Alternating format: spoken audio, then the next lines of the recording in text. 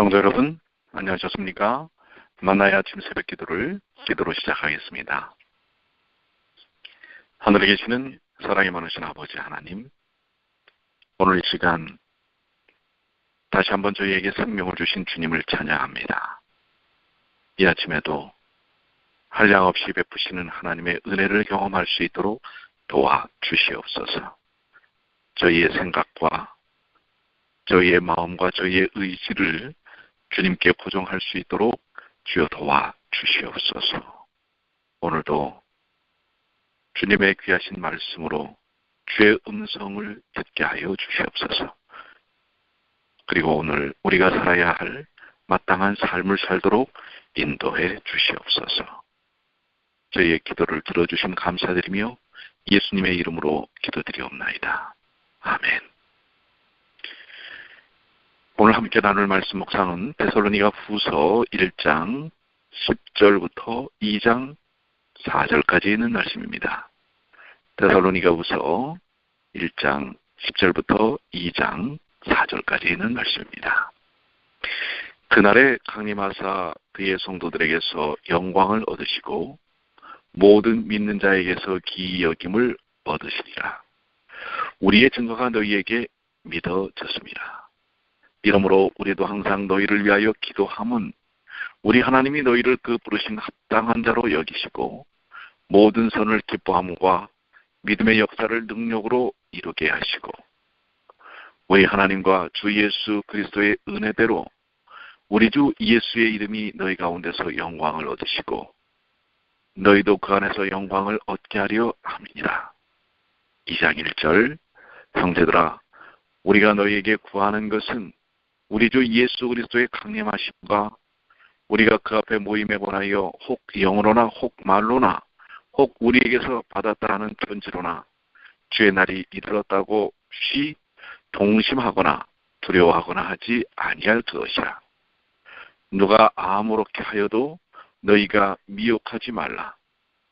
먼저 배도하는 일이 있고 또 저 불법의 사람 곧 멸망의 아들이 나타나기 전에는 이르지 아니하리니 저는 대적하는 자라 범사에 일컫는 하나님이나 숭배함을 받는 자 위에 뛰어나 자존하여 하나님 성전에 앉아 자기를 보여 하나님이라 하느니라. 데살로니가 후서 1장 10절로 2장 4절까지 있는 말씀을 보았습니다. 계속해서 데살로니가 후서는 재림에 관계되는 말씀을 하고 계신 것을 볼 수 있습니다. 초대교회 특별히 데살로니가 교회에 있어서 이 재림에 대한 문제는 매우 관심을 기울이는 아주 집중된 그러한 말씀이었습니다. 그도 그럴 것이 우리 그리스도인에게서 가장 중요한 주제는 예수님의 다시 오심 재림이죠. 그렇기 때문에 그 일에 대한 사단의 방해와 회방이 교회 안에 있다고 하는 것입니다. 그것을 바르게 말씀을 통해서 우리가 인식하고 깨닫는 것은 매우 중요한 것입니다. 10절의 말씀은 그날에 강림하사 그의 성도들에게서 영광을 얻으시고 그날은 주의 재림의 날이며 그의 성도들에게서라는 말은 그 성도들 가운데서라는 뜻이지요. 예수님께서는 재림하시는 날에 그의 성도들 가운데서 영광을 얻으실 것입니다. 영광을 얻는다라는 말은 기쁨의 찬송을 받으신다는 뜻입니다. 그날의 성도들은 재림하시는 예수님을 보고 기뻐하면서 오 우리의 주님 예수께 영광과 찬송과 존귀와 능력을 돌립니다라고 외칠 것입니다. 주님의 재림은 모든 믿는 자들 가운데서 정말 놀라운 기이 여김을 받을 수 있는 일입니다. 성도들은 재림하시는 예수님을 보면서 놀랄 것입니다. 왜 그렇습니까? 그 사건은 믿는 모든 이에게 믿음의 실상이 되는 것이기 때문에 그렇습니다. 그동안 믿어왔던 그 모든 것이 이 재림의 사건을 통해서 온전히 드러나기 때문에 그렇습니다. 재림하시는 주를 보는 모든 성도들은 놀라움을 금치 못할 것입니다. 사실 그 순간이 빨리 오기를 저도 고대합니다. 주님의 재림은 우리가 상상하거나 기대하는 것보다 더 영광스러울 것이기 때문에 더욱 그러할 것입니다. 여기 우리가 우리의 증거가 너희에게 믿어졌습니다 라는 말씀은 사람을 구원하시는 하나님의 은혜를 증거하고 있는 것입니다. 우리의 증거란 사도들이 예수님에 대해 증거한 내용을 가리키고 그것들은 복음서에 자세히 기록되어 있습니다. 많은 사람들은 그 내용을 듣고서도 믿지 않았습니다. 그러나 데살로니가 교인들은 그것을 믿었습니다. 그러한 믿음은 하나님의 전적인 은혜입니다. 우리의 구원은 하나님의 전적인 은혜의 선물입니다.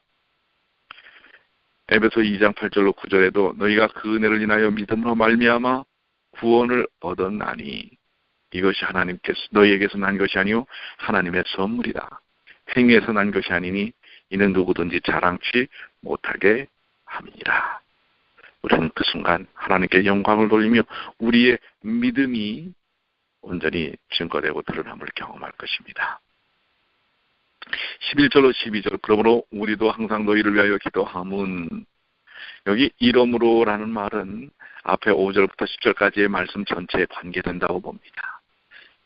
즉 예수님의 재림이 한편으로는 하나님을 모르는 자들과 예수님을 믿고 예수님의 복음을 순종치 않는 자들에게 공의의 심판이 되고 또 믿는 사람들에게는 믿는 성도들에게는 주님의 재림은 영광과 찬송과 놀람 가운데 영접하는 것이 될 것이기 때문입니다. 이 본문의 말씀들은 예수 그리스도의 재림이 이런 일들을 내포하는 것이기 때문에 사도 바울이 데살로니가 교인들을 위하여 항상 기도하였다는 뜻입니다. 사도 바울은 데살로니가 교인들을 위해 기도한 내용과 그 목적을 말씀 가운데 설명하고 있죠. 그 첫 번째는 사도 바울은 하나님께서 그들을 그 부르심에 합당한 자로 여기기를 기도하였습니다. 바울의 기도의 내용은 데살로니가 교인들이 부르심에 합당한 자로 여기시게 되기를 기도한 것입니다. 여기 하나님의 부르심에 합당한 자로 여기심을 받는다는 것은 성도들의 믿음과 소망과 사랑을 가리킨다고 볼 수 있습니다. 우리가 어떤 이에게 믿음의 역사와 소망의 인내와 사랑의 수고가 있음을 볼 때 우리는 참으로 그들이 하나님의 부르심을 받은 자, 곧 구원받은 자임을 알 수 있습니다. 오늘 이 기도는 오늘 우리 교회 성도들을 향한 또한 우리들의 기도가 되어야 됩니다. 우리 모두가 부르심에 합당한 자가 될 수 있도록 기도해야 할 것입니다. 둘째, 사도 바울은 하나님께서 모든 선함을 기뻐함과 믿음의 역사를 능력으로 이루게 하시기를 기도했습니다. 선함의 기뻐하심과 믿음의 역사를 능력으로 이루시길. 이게 무슨 뜻입니까? 모든 선을 기뻐함이라는 말은 그분의 모든 기뻐하시는 선한 뜻을 의미합니다. 우리 그리스도인들이 하나님의 기뻐하시는 선한 뜻을 능력으로 하나님의 믿음의 역사를 통한 능력으로 이루는 일을 위하여 기도해야 할 것입니다. 우리의 사역은 우리의 능력으로 이루어지는 일이 아닙니다. 주님의 전적인 능력으로 이루어지는 것이고 또 그 일은 하나님이 기뻐하시는 그 일은 능히 이루어져야 하는 것입니다. 교회의 선한 사역들이 바로 온전히 일어날 수 있도록 하나님의 능력이 부여될 수 있도록 기도해야 합니다. 우리도 청년 사역, 어린이 사역, 장년 사역, 노년 사역 이 모든 것들이 하나님의 선한 뜻들이 온전히 일어날 수 있도록 이루어질 수 있도록 우리는 믿음의 역사를 위한 능력이 부여될 수 있도록 기도해야 할 것입니다. 이 믿음의 역사라는 말, 이 말을 조금 더 우리가 생각해 본다면 믿음은 하나님의 모든 기뻐하시는 선한 뜻으로 구원받는 우리 속에 주신 하나님의 은혜의 선물, 그 은혜의 선물을 얘기합니다. 하나님의 은혜는 우리의 믿음으로 나타납니다. 하나님의 은혜로 주신 구원은 우리의 믿음을 통해 우리의 것이 되었지요. 이제 그분이 시작하신 이 구원의 일을 또한 그분의 능력으로 이루셔야 할 것입니다. 그러므로 사도 바울은 하나님께서 은혜로 시작하신 이 믿음, 이 믿음의 행위, 믿음의 걸음, 믿음의 삶을 이루도록 하나님께서 능력으로 우리 속에 역사하시기를 기도해야 하는 것입니다. 오늘 우리도 이 믿음의 역사가 필요합니다. 하나님의 능력으로 우리에게 맡겨주신 사명에 대한 일들을 위한 기도를 해야 할 것입니다. 하루, 이틀, 한 달, 두 달, 한 해, 두 해 그냥 의미 없이 사는 것이 아니라 하나님께서 분명히 우리에게 맡겨주신 사명을 위하여 믿음의 역사가 일어날 수 있도록 우리는 기도해야 할 것입니다. 2장으로 넘어가시면 2장 1절에 보십시오. 형제들아, 우리가 너희에게 구한 것은 우리 주 예수 그리스도의 강림하심과 우리가 그 앞에 모임에 관하여라고 얘기합니다.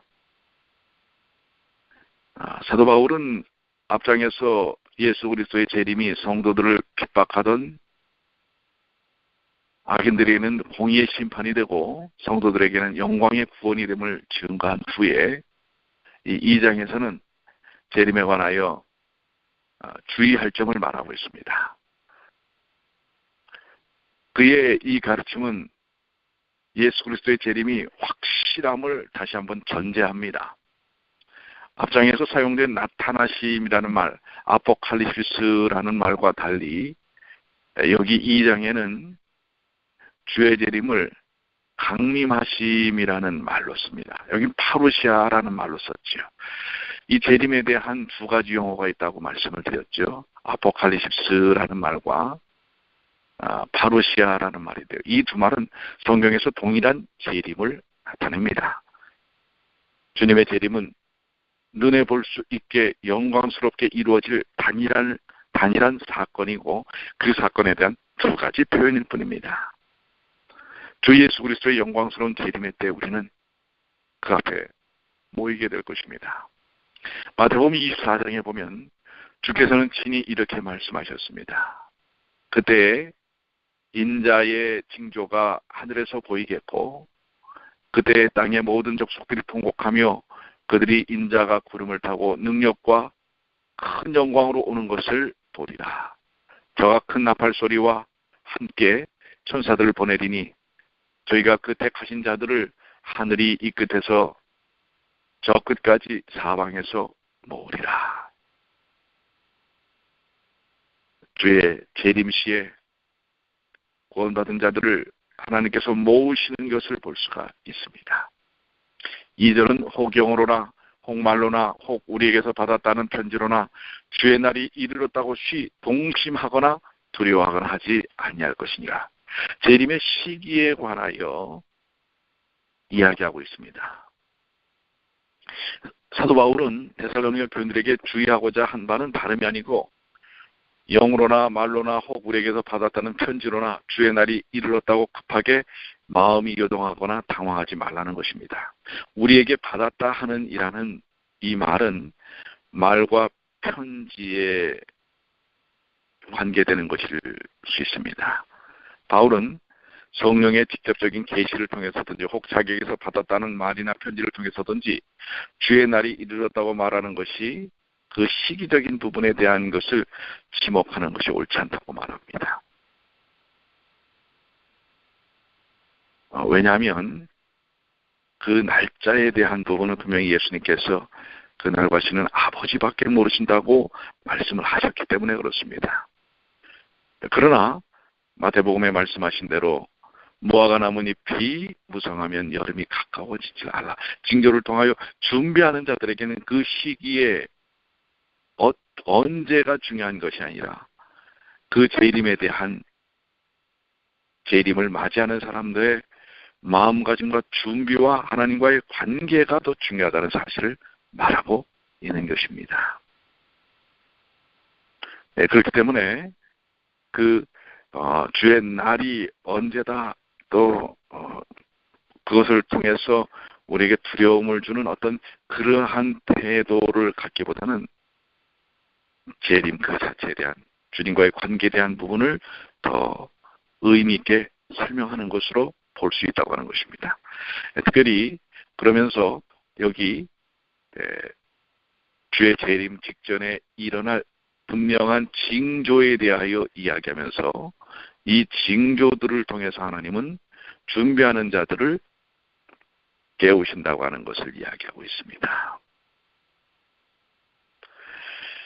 주님의 재림 직전에는 주님은 징조를 통하여 준비된 자들에게 사인을 보내십니다. 그 사인을 통하여 우리는 더욱더 재림에 대한 의미와 의식과 관계를 온전히 해야 할 것을 우리는 깨달아야 하는 것입니다. 바로 그 부분에 대한 설명이 3절과 4절입니다. 누가 아무렇게나 하여도 너희가 미혹받지 말라. 그 징조에 대한 내용을 설명합니다. 먼저 배도하는 일이 있고 저 불법의 사람 곧 멸망의 아들이 나타나기 전에는 이르지 아니하리니. 그러니 지금 데살로니가 교회는 지금 배도하는 일, 불법의 사람, 멸망의 아들이 나타난 상태가 아니라는 것입니다. 그렇기 때문에 지금 예수님이 재림이 곧 임박해서 막 그 사람들을 격동시키는 이러한 일에 말려들지 말라고 하는 것을 이야기하는 것입니다. 물론 지금 이 시대는 예수님의 재림이 징조를 통하여 이미 여기 데살로니가 후서에 말씀하신 것처럼 배도하는 일이 일어났고 또한 불법의 사람 멸망의 아들이 나타났습니다. 지금은 매우 시급한 시기인 것은 분명합니다. 그러나 지금 데살로니가 교인들에게 있어서는 그 부분이 또한 만족할 만한 징조가 있어야 한다는 사실입니다. 그렇기 때문에 사람들을 이렇게 선동하는 그러한 사람들에 의해서 신앙이 좌지우지돼서는 안 된다고 하는 것입니다. 여기 특별히 이 부분에 대하여 첫째는 배교요, 둘째는 불법의 사람이 나타나야 한다는 것입니다. 재림 전에 이 징조들이 나타날 것을 예고하는 것입니다. 그렇기 때문에 신약교회는 이러한 징조가 나타나기 전에 요동하거나 당황하는 일이 있어서는 안 되는 것입니다. 그 첫 번째 징조, 배교라는 것, 배교라는 말은 아포스타시아라는 말인데요. 이것은 믿음에서 떨어지는 것을 말합니다.